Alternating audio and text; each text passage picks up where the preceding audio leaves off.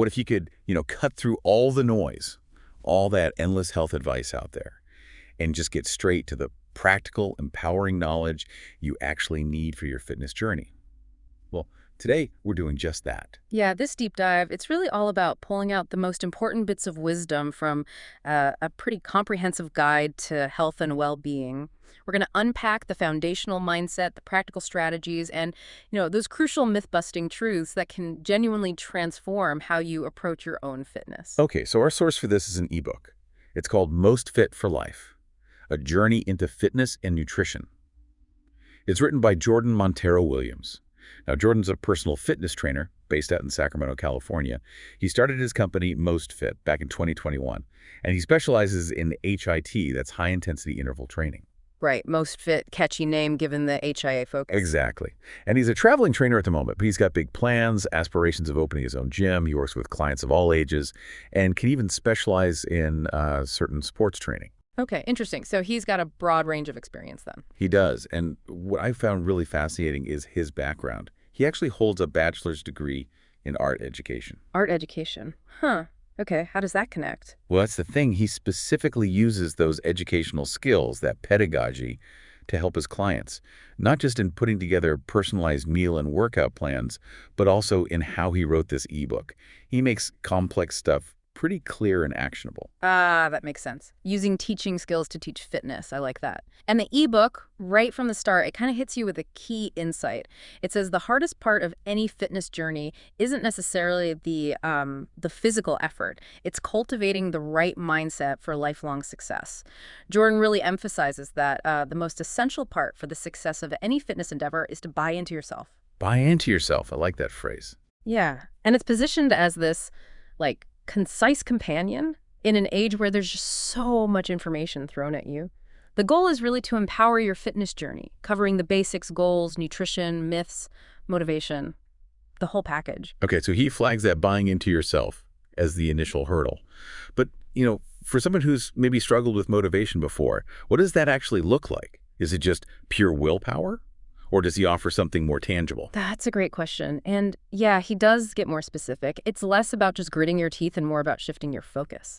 He says, and I'm quoting here, "Do not give up because you don't see any results or are confused by the regimen. Performance growth comes first. Trust yourself and your willfulness to exceed your mission." Performance growth first. Okay. So it's about celebrating, like being able to do one more push-up or run a bit further, not just looking at the scale or the mirror right away. It's almost like a psychological adjustment he's pushing for.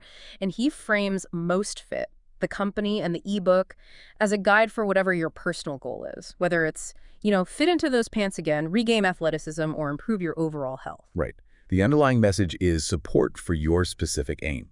I think that's so important because often fitness gets boiled down to aesthetics, doesn't it? How you look. Totally. But Jordan is clear. Fitness is not just about physical appearance. It's about feeling strong, energized, and confident in your own skin. It's this whole person view that goes way beyond just looking good. It kind of redefines success. Absolutely. It's a much healthier perspective, I think. And building on that foundation, Chapter 1 then asks, okay, what is fitness really, beyond the buzzword? He defines it as a holistic state of health and well-being that empowers individuals to perform daily activities with vigor and energy, all while minimizing fatigue. It's about your actual daily life feeling better. And the benefits he lists, they go way beyond the obvious. Yeah. Yes, physically, stronger heart, lungs, muscles, weight regulation, lower disease risk, better immune system, all crucial. But the mental side is huge too. The endorphin release, reducing anxiety and depression, improving mood, tackling stress. Yeah, and boosting self-esteem, that's a big one. Plus, there's that almost counterintuitive energy boost. You expend energy exercising, but you actually end up having more energy overall because your cardiovascular system gets more efficient. Like you unlock more usable hours in your day because you're less tired. Exactly. And sleep, better sleep quality, falling asleep faster, deeper sleep, more regulated patterns. That alone is worth it for many people. Definitely. And you mentioned the social aspect earlier, which I love. Group settings, classes. They build community, make it more fun, more motivating. So how does he break down the physical side of this holistic fitness? He talks about 5 main components, right? Yeah. Yes, 5 primary components. And the ebook stresses understanding how they work together. First, cardiovascular endurance. That's your heart and lungs getting oxygen where it needs to go during sustained activity. Think running, swimming, cycling. Okay. Second, muscular strength. The maximum force your muscles can produce, like lifting heavy weights or doing really challenging push-ups. Got it. Third, muscular endurance. This is about sustaining activity without getting tired. So think circuit training or doing lots of reps with lighter weights. Endurance. Fourth is flexibility, your range of motion in joints and muscles. Stretching, yoga, Pilates all help here. Crucial for avoiding injury, too. Definitely. And fifth is body composition, basically the ratio of fat mass to lean mass. This is influenced heavily by both your diet and your exercise routine. All right, so that's the foundation. Then the guide jumps straight into setting goals in Chapter 2, using the SMART approach. Why is goal setting so critical? Well, goals give you direction, Right. and motivation. They also provide a way to actually measure your progress, which keeps you accountable. Without clear goals, it's just too easy to kind of drift. Makes sense. And he breaks down different types of goals. Yeah, which is helpful. You've got short-term goals, things you can achieve in weeks or maybe a few months, like finishing a specific workout program. Then long-term goals, the bigger picture stuff, over months or years, like running a marathon or maybe significant weight loss. Okay. But then there are process goals. These are about the actions you take, like committing to work out 3 times this week or sticking to your meal plan. And these are different from outcome goals, which are the end results, losing X pounds, building Y amount of muscle. The book really highlights how focusing on those process goals is what gets you to the outcome goals. Focus on the doing, not just the result. I like that. And this is where SMART comes in. Exactly. It makes those goals concrete, specific. Not just, I want to get fit, but I want to run a 5K without stopping. Much clearer. Measurable. I want to lose 10 pounds in 3 months. You know exactly when you've hit it. Versus just, I want to lose weight. Achievable. Setting goals that are actually realistic for you, aiming too high too soon just leads to frustration. Been there. Yeah, me too. Relevant. Does the goal actually matter to you? Does it fit your life and what you want? And finally, time-bound. I'll complete this strength program by the end of June. Adds a bit of urgency. Okay, SMART goals. Makes sense. How does he suggest keeping yourself accountable to these goals? Good question. He offers some practical tips. Track your progress, use a journal, an app, whatever works. Share your goals with people who support you, friends, family, a workout buddy. That's social support again? Exactly. Schedule regular check-ins with yourself, see how it's going. And this is important, celebrate the milestones. Acknowledge the small wins along the way. It reinforces the positive changes. Okay, so goals are set, accountability is in place. Now, how do we actually do the work? Chapter 3 covers the types of workouts needed for a balanced routine. Okay. Yes, and the emphasis is definitely on balance. Not just being a cardio junkie or only lifting weights. You need a mix for overall health. So first step is cardiovascular training, or cardio. Right. This is all about improving heart and lung health, burning calories, boosting endurance. We're talking running, jogging, cycling, swimming. Group classes, too, like Zumba or kickboxing. Absolutely. Anything that gets your heart rate up sustainably. Okay. Then strength training. This builds muscle, strengthens bones, and improves what they call functional fitness, basically, making everyday tasks easier. Examples include bodyweight stuff like push-ups and squats, using free weights, dumbbells, kettlebells, resistance bands, or weight machines in the gym. Lots of options there. What about flexibility? Flexibility training increases your range of motion, which helps reduce injury risk and improves posture. Think static stretching, dynamic stretching before workouts, yoga, Pilates. Often neglected, but so important. Totally. And another often overlooked one, balance training. Improves stability, helps athletic performance, strengthens your core. Simple things like standing on one leg, heel-to-toe walks, using balance boards or stability balls. Tai Chi is great for this too. So how do you put it all together into a routine? Well, the advice is to look at your SMART goals, figure out what you need, and then mix these different components through your week. And always listen to your body. Don't push through sharp pain. The ebook actually gives a sample weekly schedule, which is a helpful template, like Monday, cardio, Tuesday, upper body strength, Wednesday, flexibility or active recovery, Thursday, cardio again, Friday, lower body strength, Saturday, balance or maybe fun activity, Sunday, rest or light activity. That gives you a really clear picture of how to structure it. Okay, we've covered the movement part. But all that hard work needs fuel. Let's talk nutrition fundamentals from chapters 4 and 5. Jordan stresses how critical food is, right? Absolutely critical. He says what you eat directly impacts your performance, recovery, energy levels, even your mental state. It's the fuel for your workouts and all your body's basic functions. So starting with the basics, macronutrients. Yep, the big three. Proteins, essential for repairing and building muscle tissue after exercise.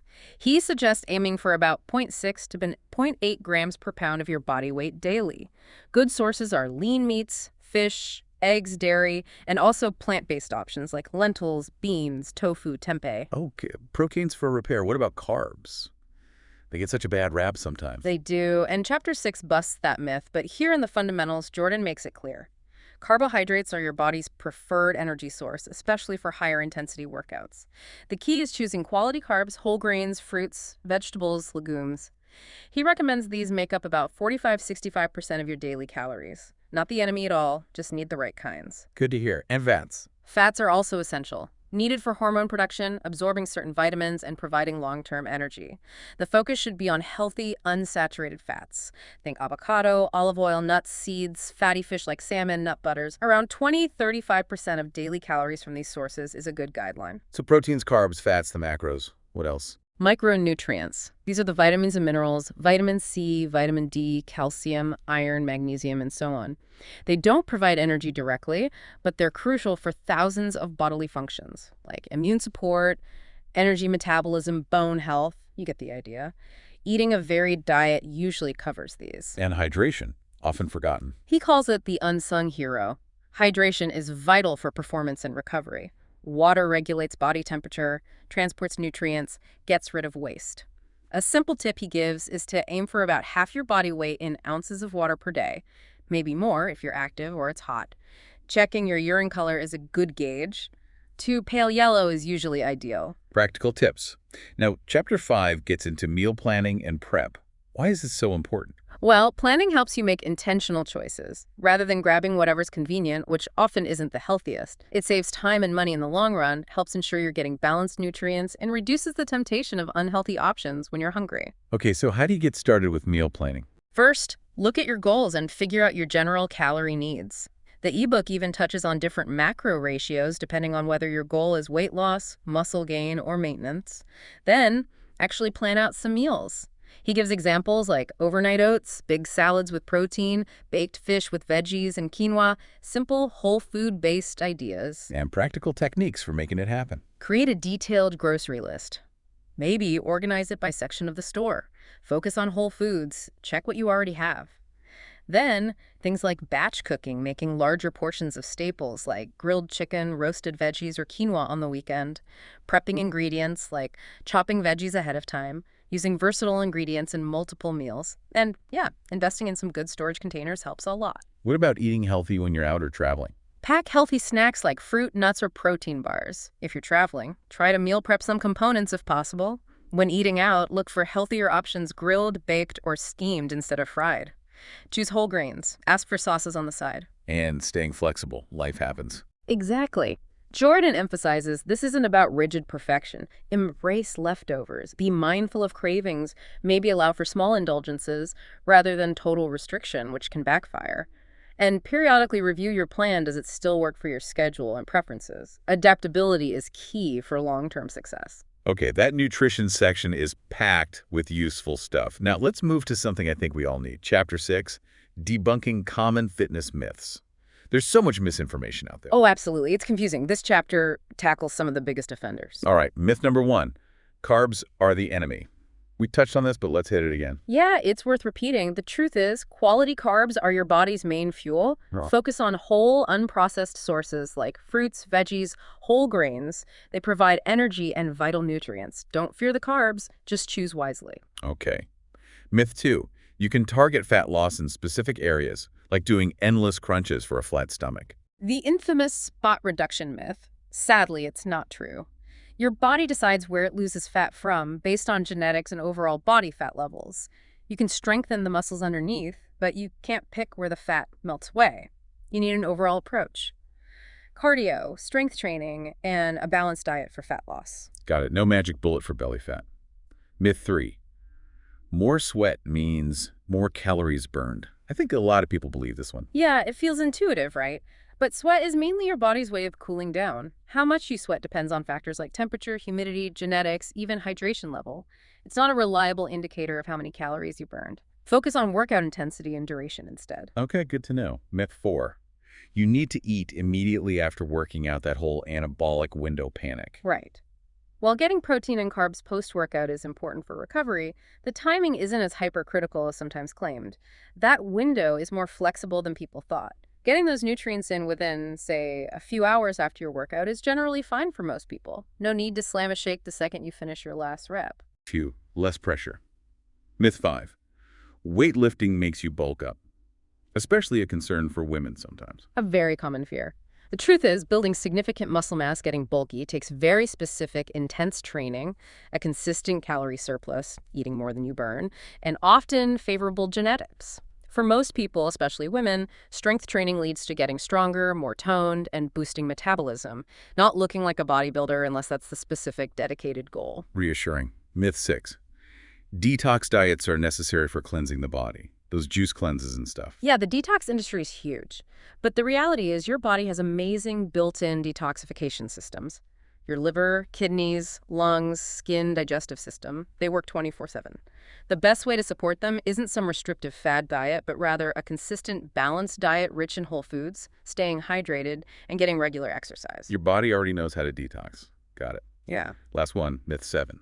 You have to exercise for hours to see results. This discourages so many people. The truth is, quality often beats quantity. Shorter, more intense workouts, even 20-30 minutes of focused effort, like HIIE, can be incredibly effective for improving fitness and health. Consistency with workouts you can actually stick to is far more important than logging marathon sessions you dread. Okay, busting those myths is super helpful. But knowing all this is one thing. Actually doing it consistently requires motivation. Chapter 7 tackles this, right? Staying motivated. Yes, and this might be the most crucial chapter for long-term success. It starts with understanding your deep-seated why. Jordan suggests really reflecting. Why do you want this? Is it for health, energy, self-esteem, confidence, being able to play with your kids, preparing for an event? Connecting with that deeper meaning is powerful fuel. He even suggests visualizing success or creating a vision board. Connecting to the why, okay. What else? Setting realistic goals. We talked about SMART goals, breaking down big ambitions into smaller, achievable steps. It's about embracing the journey, the process, not just being hyper-focused on the end result. That helps manage expectations and avoid burnout. And finding activities you actually like. Huge. If you hate your workout, how long are you really going to stick with it? Experiment. Try different things. Dancing, hiking, swimming, team sports, martial arts, rock climbing. Whatever sparks some joy. Variety also helps prevent boredom. Makes sense. Build a support system, too. Definitely. Find a workout buddy. Join an online fitness community. Consider hiring a trainer or nutritionist for guidance. Take group classes. Having people who understand and encourage you makes a massive difference. And handling obstacles. Because life always throws curveballs. It does. The key is seeing setbacks not as failures, but as learning opportunities. Develop resilience. Have backup plans like, if you know your week is crazy busy, plan some short home workouts you can squeeze in. Anticipate challenges and figure out how you'll navigate them. Proactive problem solving. I like it. And staying accountable consistently. Tracking progress, whether in a notebook or an app. Sharing your journey with your support system. Scheduling regular check-ins with yourself. And finally, celebrating success. Yes. Don't just blow past milestones. Acknowledge them. Reward yourself in healthy ways. Reflect on how far you've come. Keep that positive perspective. It fuels continued effort. Wow, okay. That's a lot of ground covered. So let's try and synthesize this. We've taken this deep dive into Jordan Montero Williams' Most Fit for Life. What are the key takeaways for someone listening? I think the core message is about taking an empowered, holistic, and sustainable approach. Understand fitness isn't just about looks. Set clear, SMART goals that matter to you. Build a balanced routine with cardio, strength, flexibility, and balance. Master the nutrition fundamentals. Focus on whole foods. Balance your macros. Stay hydrated. Maybe try some meal prep. Be aware of those common myths so they don't derail you. And actively cultivate your motivation by finding your why, enjoying the process, building support, and being resilient. And the actionable steps for you, the listener. Define your goals using that SMART framework. Create a balanced workout plan, maybe aiming for that 150 minutes of moderate activity per week guideline, mixing things up. Start planning your nutrition, focusing on whole foods. Track your progress, but stay flexible. Celebrate your wins, and view this as a lifelong journey of learning and adapting. It really comes back to that quote from the ebook, doesn't it?